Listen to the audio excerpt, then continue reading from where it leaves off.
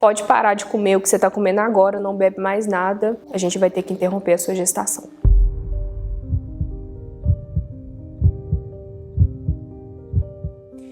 Esse vídeo é uma continuação. Eu contei no primeiro vídeo toda a minha gravidez, como que foi, e aqui eu vou contar do parto pra frente. Então, se você quer entender melhor a minha história e da Fernanda, é melhor você assistir o outro vídeo primeiro e voltar pra esse aqui.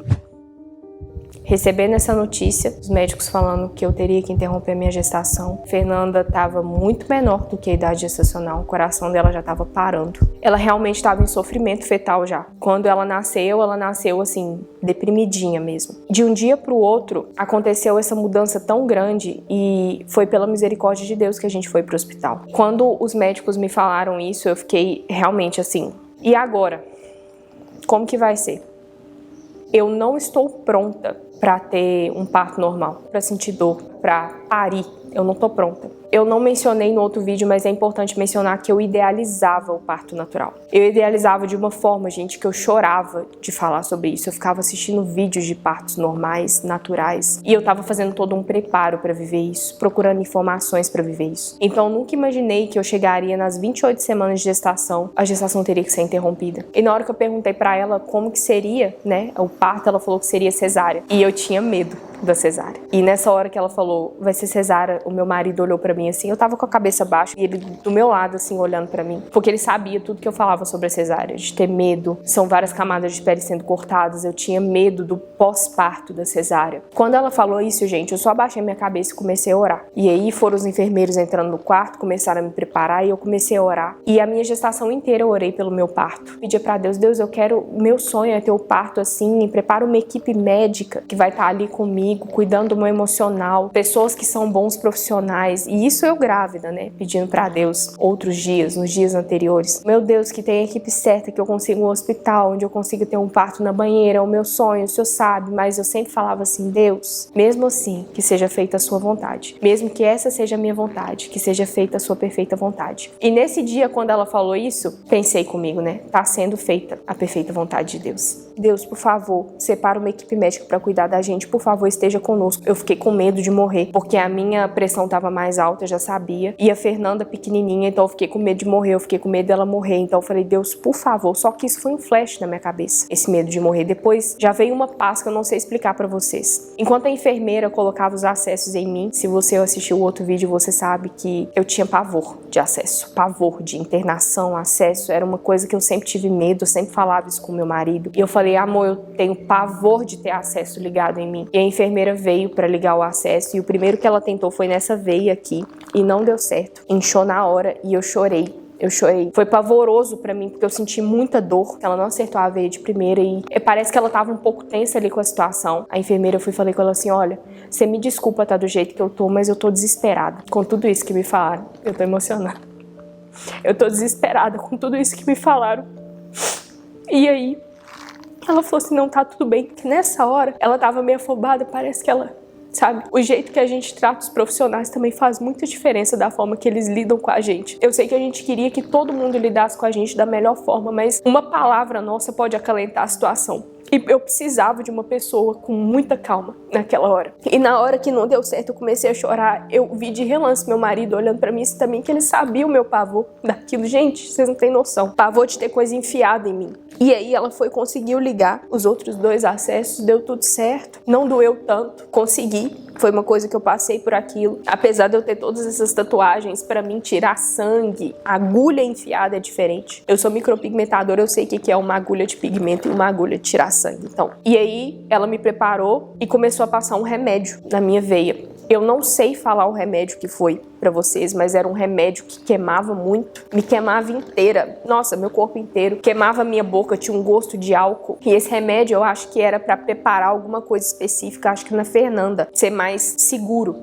a forma dela nascer. Ela me deu esse remédio, me colocou na cadeira, o bloco já estava sendo preparado. E na hora que eu sentei na cadeira de rodas e ela começou a me levar e o Raniel foi junto, gente, aquilo ali já parecia que eu tinha transcendido para outro lugar. Eu não sei explicar para vocês a paz que eu sentia. E o Raniel a mesma coisa, e depois que a gente foi conversar sobre isso, porque a gente tinha certeza que ia dar tudo certo. A gente tinha certeza plena e absoluta que ia dar tudo certo. E essa parte da preparação, ela foi muito rápida. Enquanto eles estavam me preparando lá embaixo no quarto, as meninas do quarto, uma delas começou a colocar um louvor e todo mundo chorando, as meninas chorando. Depois que o Raniel foi falar que eu tava tão assim com aquele momento, o Raniel falou assim, eu tava todo mundo chorando. As outras meninas que estavam internadas comigo no mesmo quarto, o acompanhante com elas estava chorando. Enfim, subimos pro bloco cirúrgico e na hora que eu tava chegando no bloco cirúrgico, a gente abriu a porta do bloco assim. Eu não sei explicar pra vocês, parece que pegaram aquela sala e colocaram ela assim, ó, perto do céu. Porque foi uma paz, mas uma paz tão grande. Para uma pessoa que tinha passado por uma gravidez como eu, que idealizava o tempo todo um parto natural, na data certa, tá vivendo aquilo ali, uma cesárea de urgência, com um bebê em sofrimento fetal. Eu vou falar uma coisa pra vocês, eu jamais imaginei que eu iria sentir tanta paz. E aí me sentaram na maca, e na hora que eu sentei, veio até mim uma moça que chama Líria, eu nunca vou esquecer dela. E ela foi a pessoa que Deus separou só pra cuidar do meu emocional. Sabe a pessoa que eu pedia no meu parto natural pra estar ali comigo, pra cuidar do meu emocional? Era a Líria. E ela me abraçou, gente, e ela ficava assim, ó, cara a cara comigo. Ela encostava a testa dela na minha assim, ela falava, vai ficar tudo bem, fica calma. O que eu pedi pra fazer, vai fazendo com calma, fica tranquila. Você precisa de alguma coisa? Como que você tá se sentindo? E se eles iam me preparando, gente, ela olhava no meu olho e ela tinha um rosto, eu juro pra vocês, o rosto dela tava angelical. Era surreal. Ela olhava no meu olho assim, parece que dentro da minha alma. Depois disso, eles foram e falaram assim, a gente vai aplicar anestesia em você agora, que é uma coisa que muitas pessoas têm medo, né? E eu falei assim, meu Deus, eu espero que dê tudo certo, que essa anestesia não seja aplicada em um lugar errado, né? Aquela que é na coluna, eu esqueci o nome da anestesia, mas anestesia de cesárea. A Líria falou, encosta aqui em mim, fica quietinha, que ela vai aplicar anestesia agora. Você vai sentir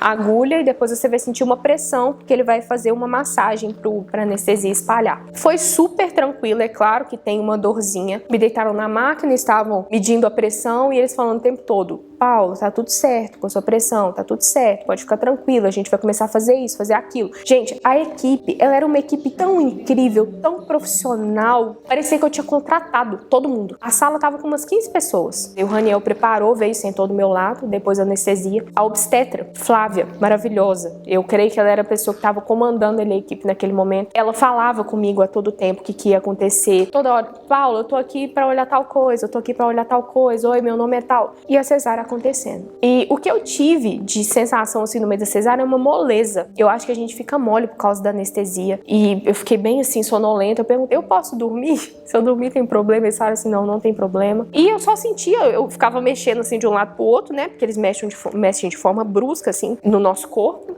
E na hora que a Fernanda nasceu, 10h02 da manhã, do dia 28 de setembro de 2022, toda mãe espera um chorinho do bebê, eles só falam assim, mãe, nasceu, viu? Tá bom. Aí o Raniel falou assim, amor, nasceu. Aí chegou outra, acho que é a enfermeira. Ela chegou e falou assim, nasceu, viu, Paula? Ela é muito linda. E aí, nessa hora, começaram a colocar ela no lugar lá onde eles começam a preparar o bebê. E nesse momento, gente, eu tava na mesma paz de antes. Na mesma paz de antes. Uma tranquilidade absurda, uma paz que foi Deus que colocou. Porque não tem explicação, assim, todo o processo como foi perfeito, de cuidado, um cuidado absurdo. Eles foram levar a Fernanda e antes disso eles começaram a me fechar, né? Elas falaram assim, olha, seu sangramento tá muito tranquilo, você não tá sangrando praticamente nada. Eu acho que tinha uma médica residente lá. Tinha a Flávia, que era obstetra, e uma médica residente, e ela falou assim, vamos fazer a cicatriz dela bem estética. E eu não pedi, gente, eu não falei nada. E elas falaram, vamos fazer a cicatriz dela bem estética. E minha cicatriz é ótima. Até nisso, o cuidado de Deus esteve presente. E é por isso que eu falo pra vocês, nunca deixem de orar. Orem por todo o processo. Peçam por todo o processo. Eu vi ali tudo que eu vivi, por mais que não foi da forma que eu idealizei, foi da forma que Deus quis, um processo perfeito. Eu sei que pode ser polêmico o que eu vou falar aqui, mas por mais que tenha sido de uma forma tão difícil, uma forma tão complicada, foi muito melhor do que eu idealizava na minha cabeça. Eu sei que a gente passou por momentos difíceis, mas o que eu tive ali naquele momento foi a realização de mais ainda, porque eu coloquei nas mãos de Deus. Enfim, depois desse momento, eles começaram a preparar a Fernanda, levaram a Fernanda pra lá, o Raniel foi acompanhando, até eles levarem ela pra UTI. Até nesse momento eu não tava pensando muito na UTI, a UTI não tava tanto na minha cabeça, cabeça, porque eu nunca tinha passado por isso, não tinha conhecimento de nada a respeito de UTI neonatal, então estava completamente perdida. E depois eles me prepararem, eu desci lá para a sala de recuperação, né, onde você vai se recuperando, fiquei um tempo deitada, minha perna foi voltando ao normal, não demorou muito, foi até tranquilo, o tempo de volta da anestesia. E aí, depois de umas 5, 6 horas de cirurgia, a técnica pediu pra eu levantar e aquilo ali eu fiquei até sem ar, gente, é surreal. Fiquei assim, eu segurava assim, parece que é uma dor, parece que tudo vai explodir assim. Levantei, sentei na cadeira de rodas, desci pro quarto e foi tudo bem. Não consegui fazer xixi, tava bebendo bastante água pra me ajudar a fazer xixi, mas eu não consegui fazer xixi. De madrugada tiveram que fazer uma sonda de alívio em mim. Só de madrugada não, mentira, à noite, de madrugada eu consegui fazer xixi e cocô sozinha, mas até então tiveram que fazer uma sonda de alívio pra eu conseguir. E aí, pessoal, ela nasceu 10h02 da manhã e eu só consegui ver a Fernanda, era mais ou menos umas meia-noite. Foi quando eu vi minha filha pela primeira vez. E aí, quando eu cheguei lá na UTI, a minha reação foi bem engraçada, eu não chorei nem nada disso, eu só fiquei impressionada do quanto a Fernanda era pequena. Gente, era um nível surreal. Eu nunca imaginei ver um bebê vivo tão pequeno na minha frente, porque a gente vê bebezão. Ela era desse tamanho. A carinha dela era isso aqui, ó. A carinha, contando olho, boca e nariz. Era isso aqui, sem contar a cabecinha. Era surreal. Eu nunca tinha visto nada igual. E eu olhei, eu fiquei impressionada com aquilo, eu ainda tava meio que em êxtase. E eu sei que vocês têm muitas dúvidas de como que foi o quadro dela. Coisas importantes que eu não posso esquecer de falar pra vocês. Depois de 30 dias, saiu o laudo da minha placenta, que eles levaram a minha placenta pra estudo. Mas tá bem pequenininho mesmo. E aqui na parte de dentro, tem essas partes amareladas, isso gera ser calcificação. Também não é nem normal ter nessa idade gestacional, sabe? Sim. Meu Deus, gente. Meu Deus, que doença. Minha placenta estava com uma área de infarto. Ela estava calcificada já, uma placenta grau 3. Então era uma placenta que ela já estava como se fosse uma placenta de fim de gestação, com 28 semanas, né? A artéria uterina, né, já estava com esse fluxo muito ruim, isso a gente já sabia. Quando eu cheguei lá no dia 27, que eu fui internada, os batimentos da Fernanda estavam normais. No dia seguinte, os batimentos dela tinham caído pela metade, mais do que a metade, na verdade. Então ela estava realmente com o coraçãozinho dela já indo para parar. Bradicardia, que chama. Mais uma vez a gente viu o cuidado de Deus sobre as nossas vidas, porque se eu não tivesse ido para o hospital, possivelmente ela teria morrido dentro da minha barriga. E eu senti que eu deveria ir para o hospital. Logo naquele dia, tinha dado 15 dias certinho que eles me chamaram para pré-natal de alto risco, e eu senti que deveria ir. No outro dia isso acontece, sem dor, sem nada. É muito importante frisar isso, eu não estava sentindo nada no meu corpo, só a Fernanda um pouco mais parada mesmo, mas quando eu cheguei para fazer o exame do coraçãozinho dela, ela estava revirando a minha barriga, então vai entender. Acho que era só um aviso de Deus pra gente ir pro hospital mesmo. Bom, ela é um bebezinho pig, se eu não me engano o percentil dela tava 7, quando eu fiz o morfológico de segundo trimestre, o percentil dela tava 7, bem baixo. Bebezinho pig, prematura, extrema, placenta, como vocês sabem, já falei, horrível. A Fernanda não nasceu com nenhuma deformação, perfeitinha, tudo certo.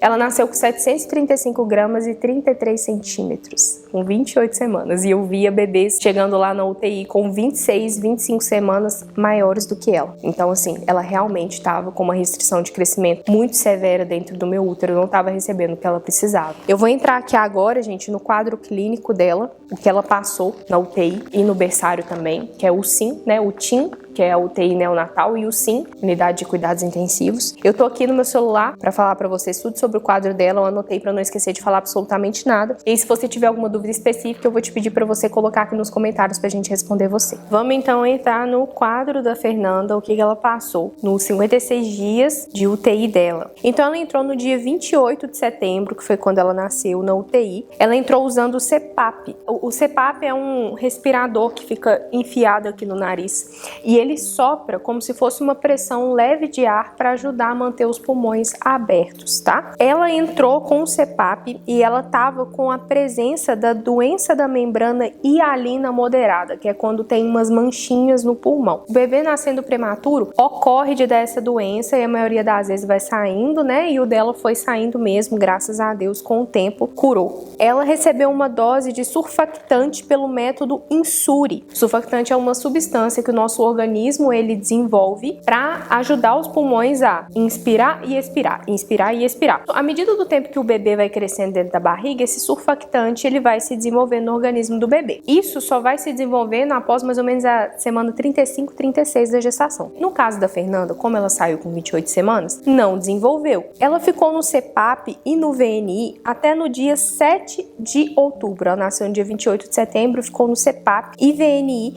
até no dia 7 de outubro. O VNI é o mesmo aparelho do CPAP, porém aumentam as configurações e sopra o ar de forma um pouco mais forte, falando de forma leiga para você entender. Ela ficou em mais ou menos uns 10, 11 dias só com o CPAP e com o VNI, que aí só mudou a configuração do aparelho, e no dia 7 ela foi entubada porque ela teve pneumotórax. É bom eu frisar nesse dia porque foi muito ruim. Eu ia pegar ela pela primeira vez, eu nunca tinha carregado a Fernanda no colo. E aí nesse dia foi tendo toda uma preparação, eu ia pegar minha filha pela primeira vez, depois de 10, 11 dias de nascida, tava louca pra carregar ela no colo. Fazendo essa preparação nela, ela começou a desaturar e começou a ficar roxa. Eles falaram assim, olha, não vai ser seguro você carregar, é melhor a gente deixar para outro dia. Eu falei, não, tudo bem, ela ainda é muito novinha, ela ainda tava com umas 29 semanas. Falei, não, tudo bem, eu entendo, chorei. Falei, ô filha, falei com ela real, falei, ô filha, no seu tempo, tá? Pode ficar tranquilo que vai ser no seu tempo. Eu tô louca pra te carregar no colo, mas eu vou te carregar no seu tempo. Chorei, fiquei decepcionada. Cheguei no outro dia, a Fernanda tava entubada. Ela apresentou essa presença de pneumotórax, que é quando o ar ele vai pra fora de onde ele tem que ir dentro do pulmão. Precisa colocar um dreno. Ela tem até uma cicatriz aqui do lado. Colocou esse dreno no pulmão dela pra drenar fora do pulmão onde tem esse ar. E inclusive ela ficou com esse dreno do dia 7 ao dia 11 de outubro. Quando eu cheguei lá, gente, no dia seguinte ela tava entubada, eu fiquei assim. Foi a primeira vez que eu vi o rostinho dela sem nada, assim, né? Só com o tubo. E eu falei, meu Deus do céu.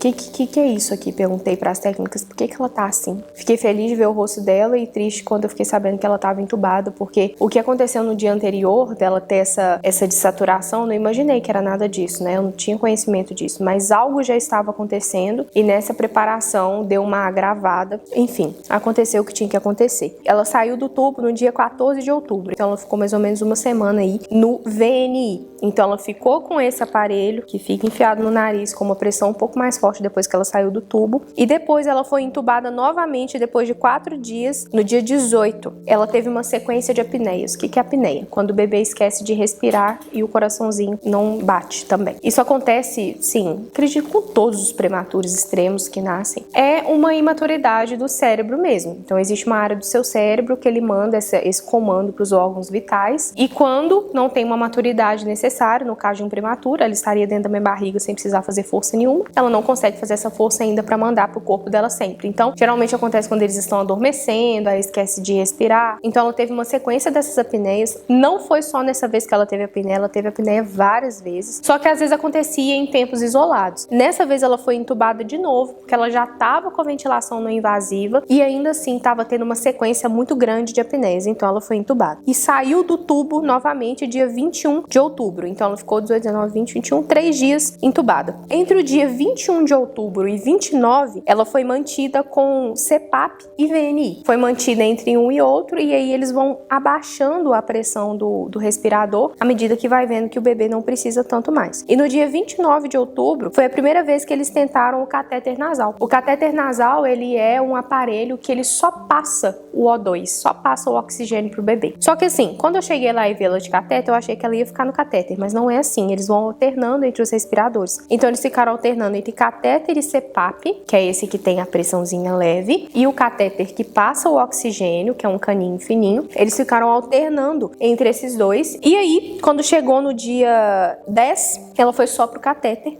E ela ficou só no catéter até o dia 20 de novembro. Então ela ficou 10 dias no catéter direto, que eles ficam observando. Todas essas ferramentas, né, de respiradores, eles podem ir alternando o quanto de ar que passa, o quanto de pressão que vai. Então eles iam alternando entre esse tempo. No dia 20 de novembro foi retirado o catéter. Então ela ficou 10 dias só com catéter nasal. Então essa é a história respiratória da Fernanda. O bebê, quando ele nasce de 28 semanas, o pulmão dele tá muito imaturo. É o último órgão do corpo que realmente se desenvolve. Então eu ficava muito de olho nisso, muito de olho nisso. É importante frisar para vocês que eu sempre falava com os médicos, quando eu ia conversar com eles, que eu tava de olho nela e eu sabia todo o comportamento dela, porque eu ficava todos os dias na UTI, 12 horas por dia. 10 horas era assim, o mínimo que eu ficava. 10 a 12 horas por dia eu tava lá com ela todos os dias, 7 dias na semana. Se eu tinha que trabalhar, porque eu voltei a trabalhar enquanto ela tava na UTI, eu faço atendimento de micropigmentação de sobrancelhas aqui em Belo Horizonte, e eu tive que atender algumas clientes, eu precisei marcar esses agendamentos, e aí meu marido ia pra mim e também ficava de 10 a 12 horas, também observando o comportamento dela. Eu sempre falava com os médicos, você não acha que ela já aguenta tal coisa, não? Você não acha que ela já aguenta um pouco menos de pressão de ar? Você não acha que ela já aguenta ficar mais no catéter nasal? E essa forma que eu falei com os médicos fez toda a diferença no caso da Fernanda. Em tudo eu observava, em tudo eu falava, inclusive quando ela ficou só no catéter nasal, quando ela parou de alternar entre CPAP e catéter e ficou só no catéter, eu falei com a médica, eu falei assim, olha, você não acha que ela já aguenta ficar só no catéter? E a médica falou comigo assim, Paula,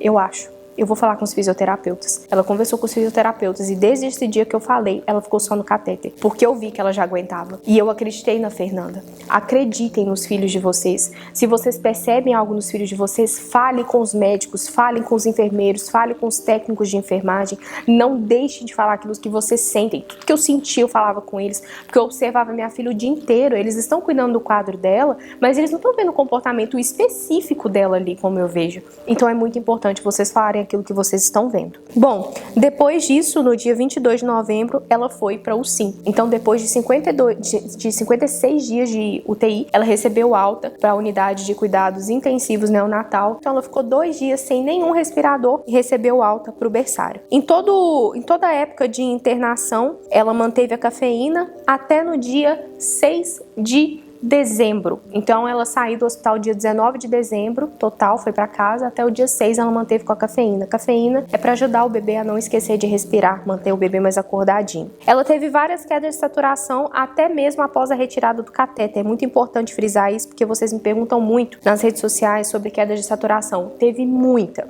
Teve com catéter, teve com todo tipo de respirador, só entubado que não, mas os outros respiradores, todos ela teve queda de saturação. Quando tirou o catéter, caía a saturação dela dependendo da forma que ela mexia. Então isso acontece mesmo com os bebês, tá? Até ele conseguir manter a oxigenação pro corpo dele todinho. Sobre a questão neurológica da Fernanda, ela não teve nenhuma intercorrência neurológica, nada na cabecinha dela. Na época da intubação, quando ela estava entubada com dreno, foi usado fentanil, que é como se fosse, até onde eu entendi, um calmante muito forte. Não é nem calmante o nome não, como que é o nome, amor? Sedativo, né? É um sedativo muito forte. Ela usou esse fentanil porque assim, dói muito. Ela tem a cicatriz até hoje do dreno, quando ela estava entubada. Então ela apresentou uma certa abstinência desse fentanil quando ele saiu, e aí foi usado um remédio que chama metadona para ajudar. Esse metadona é um remédio que ajuda nas abstinências de outros remédios. No quadro infeccioso dela, ela teve sepse neonatal precoce no dia 29/9, então um dia depois que ela nasceu, ela teve uma infecção, e depois ela teve uma sepse neonatal tardia no dia 7 de outubro. Então 9 dias depois que ela nasceu, né? Ela teve esses 2 quadros de infecções na UTI, e ela tomou,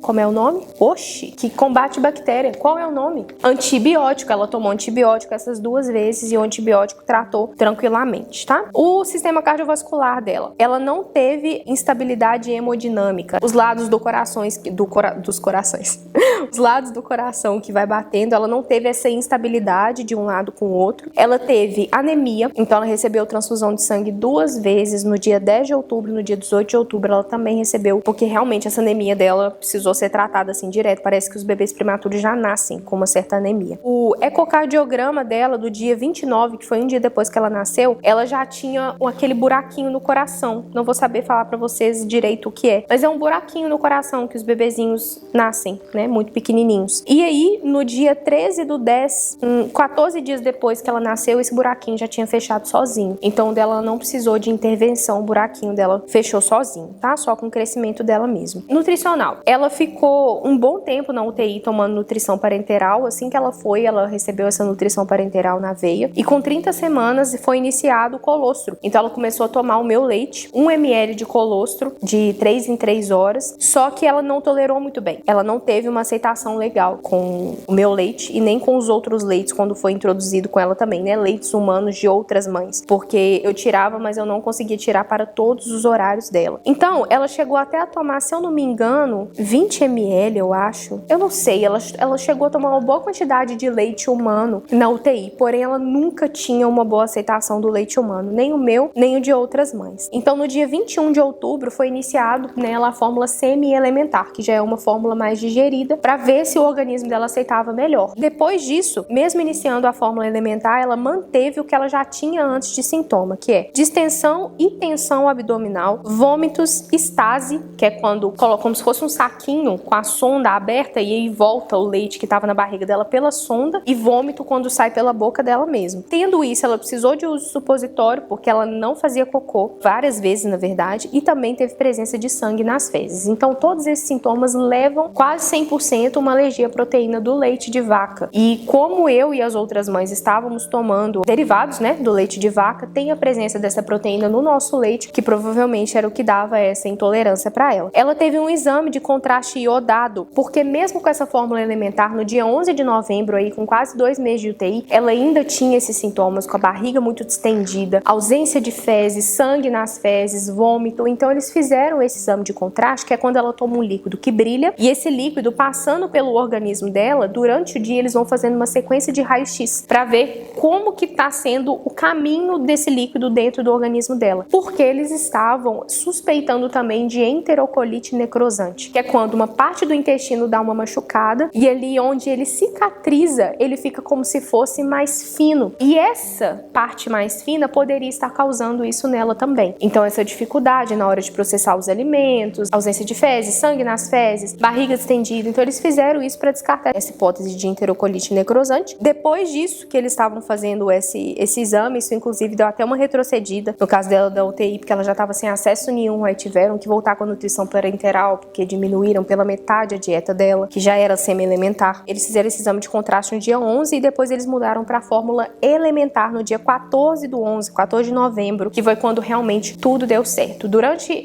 o tempo que ela estava fazendo esse exame, eu orei muito na Fernanda, com as mãos sobre ela. E eu declarei que ela seria curada de qualquer coisa que ela tivesse. Eu não aceitaria nada nela, nada que atrasasse esse processo, que a Fernanda é plenamente curada. E durante esse processo, onde a gente orou e eles fizeram esse exame, ela parou de ter todos os sintomas e eles entraram com a fórmula elementar, que foi a forma que ela teve maior aceitação e é a que ela toma até hoje. Inclusive, ela toma a Neocate. Acredito que vocês terão dúvidas sobre isso. Se vocês quiserem, eu posso fazer um vídeo só sobre a amamentação também, que eu acho que é outra coisa que vocês podem ter muitas dúvidas. Esse vídeo vai ficar muito longo se eu falar sobre a amamentação. Se você quiser, comenta aqui embaixo, tá? Durante esse tempo que ela ficou na UTI, até um bom tempo no berçário, ela também fez o uso de triglicérides de cadeia média, que é como se fosse um olhinho que ajuda nessa parte, tanto de fazer cocô, ajuda nessa parte do organismo, tanto na questão de mais calorias, para ela ganhar peso mais rápido. O ganho de peso dela foi, assim, relativamente lento no início. Nos primeiros meses foi relativamente lento. Depois que ela engatou com 1,1 kg, 1,150 kg, aí ela começou a ganhar mais peso. Mas ela demorou um certo tempinho, porque primeiro eles perdem peso, depois ganha peso, porque ela não estava processando muito bem a alimentação dela. Ela ainda teve um ganho de peso mais difícil, mas aí ela saiu da UTI neonatal com 56 dias da UTI, ela tinha 1,490 kg e ela nasceu com 735 gramas. Parte renal. Ela nasceu ela teve uma icterícia precoce da prematuridade, que é a famosa tiriça, quando o bebê fica amareladinho, ela teve, e foi tratado com fototerapia, que são aquelas luzes azuis, por 6 dias. Então ela ficou só 6 dias nessa luz assim que ela nasceu e foi tratada essa icterícia. Eles iniciaram com o fosfato tricálcico no dia 27 de outubro nela, depois que teve um rastreio para a doença osteometabólica, evidência de fósforo em queda. Ela estava tendo uma certa dificuldade de processar o fósforo no organismo dela, então ela toma esse suplemento para manter essa parte aí do organismo dela de fósforo e cálcio em alta, para não ter nenhum problema nos ossinhos dela. Tiveram até que tomar um certo cuidado para não ter nenhuma quebra de ossos, né? Porque eles me falaram que poderia quebrar os ossinhos dela, mas graças a Deus a Fernanda está plenamente saudável. Teste do pezinho, todos os resultados dentro do valor de referência, então não teve nada. E o oftalmológico, ela teve retinopatia da prematuridade constatada. Ela fez 3 exames no total. Os 2 primeiros exames da retinopatia deu como HOP zona 3 estágio 1, que é como se fosse a mais leve, é uma retinopatia mais leve. Zona 3 estágio 1 sem plus. Foi visto no primeiro e no segundo exame, mas aí eles deram 2 semanas e no terceiro exame constatou que já não tinha mais nada, graças a Deus também foi curado espontaneamente. A retinopatia da prematuridade é como se fosse algo que o bebê não consegue enxergar direito, até onde eu entendi isso, é como se fossem umas ondinhas que tem nos olhos e essas ondinhas elas precisam estar de uma certa forma. Se elas estão aversas do que elas têm que estar dentro desse exame de fundo de olho, consta essa retinopatia. E aí é um caso de vascularização errada nos olhos, quando tem um excesso de vascularização. Eu não sou muito atenta a esse assunto, eu estudei até onde a Fernanda tinha, não estudei muito a fundo. Estudei que a retinopatia dela era leve, então eu fiquei mais tranquila, e quando tava sem mais nada foi quando eu fiquei mais tranquila. Então, sinceramente, eu não tenho um afundo sobre o assunto. O que eu sei é isso, é uma alteração no sistema vascular do olhinho dos bebês mesmo, tá? Bom, quando ela saiu da UTI com 56 dias, ela foi pro berçário, foi com sonda. Lá no berçário, ela pegou o meu peito pela primeira vez. Eu vou entrar no assunto da amamentação em outro vídeo, se vocês quiserem. Pegou meu peito, mas ela não ficou no meu peito. Ela já estava com a fórmula elementar, indo super bem, ganhando peso. Então, ela manteve na fórmula elementar. Só lá no berçário que eles introduziram mamadeira, introduziram sucção, tá? De verdade, pra ela mamar. Até então era só sonda. Então, com 57 dias de vida, ela começou a experimentar a mamadeira. E foi quando ela pegou meu peito pela primeira vez. Ficou na mamadeira, demorou umas 2 semanas e meia para ter uma aceitação 100%, assim, de realmente conseguir efetivamente mamar tudo que ela precisava. Antes ela mamava tipo 5 ml, 10 ml, ficava tipo, ou então não entendia que era mamadeira, que era para sugar, porque ela ficou a vida inteira dela, sei lá, 2 meses, né, só com sonda, então ela não entendia que ela precisava sugar para ter alimento. E a gente foi lidando da forma que a gente poderia com ela para ela entender, né? As fonoaudiólogos foram super pacientes nesse processo, e aí todos os dias eles introduziam tentando a mamadeira. Ela aceitou melhor a Chuquinha, hoje ela mama na Avente Pétala, bico 0 meses, mas ela aceitou de primeiro a Chuquinha. Ela usou uma Chuquinha numa marca que chama Fiona, você sempre me pergunta, foi a que deu super certo pra ela. Dentro da UCIM, que foi o berçário, não teve mais casos específicos preocupantes, assim, sobre ela. Teve uma vez que ela tava pegando a mamadeira e ela engasgou, ela tem engasgos até hoje, mas teve uma vez específica que ela engasgou e ficou roxinha, precisou de oxigênio, e foi um caso mais complicado, mas isso é porque ela tava aprendendo a sugar, engolir e respirar ao mesmo tempo. Ela não precisava ter essa coordenação antes, então ela demorou um pouco a ter essa coordenação. Lá no berçário foi mais um acompanhamento para ganho de peso, para ver se o quadro dela ia continuar bom. O pessoal da cirurgia continuou acompanhando, mas eu já sabia que não ia dar em nada, ela não ia precisar, eu já tinha certeza absoluta da cura dela, que ela estava perfeitamente bem. Não precisou de respirador mais, então ela já saiu da UTI, 2 dias sem respiradores, não precisou de respirador mais. Ficou ganhando peso durante 25 dias de berçário, ela saiu, recebeu alta com 2 quilos, 104 gramas e 41 centímetros. Eu vou gravar no próximo vídeo as perguntas e respostas para não ficar muito longo nesse aqui. Se você tem pergunta e quer saber mais sobre o que a gente viveu, manda pra gente aqui nos comentários que eu vou juntar todas as perguntas e responder para vocês no próximo vídeo. Esse momento que a gente viveu desses 81 dias de internação da Fernanda foram os mais desafiadores da nossa vida. Foram muito difíceis. E o que eu quero falar para vocês que realmente estão passando por esse momento ou sabem que vão passar, gente, não existe outra forma melhor de passar por isso do que segurando na mão de Deus. E se você tem um parceiro, se você tem alguém com você, se apega nessa pessoa também nesse momento. Vocês precisam ajudar um ao outro. Foi o que aconteceu comigo e com meu marido. A gente se ajudou muito. Se você não tem seu parceiro com você, tenha alguém que você pode confiar, que pode, assim, estar do seu lado te ajudando nesse momento. Mas os meus momentos onde eu desabava com Deus, gente, não foi fácil. Tinha dias que eu tava destruída, tinha dias que, assim, eu depositei todo o meu emocional na comida. Eu comia muito, era o meu momento, assim, porque eu vivia ali no hospital com a Fernanda. E hoje eu já tô cuidando melhor de mim, graças a Deus, mas, né, já tem 4 meses que ela nasceu. Gente, eu quero pedir pra vocês, assim, de verdade, nesse momento, assim que você desligar esse vídeo, se você tá passando por isso, ora e pede pra Deus fortalecer o seu coração, porque Ele fortalece, foi o que eu pedi. E eu sei que esse talvez não seja o maior desafio que eu vou passar na minha vida, mas até hoje foi o maior que eu passei. E não tem dor maior que essa do que você vir pra casa e deixar seu bebê no hospital.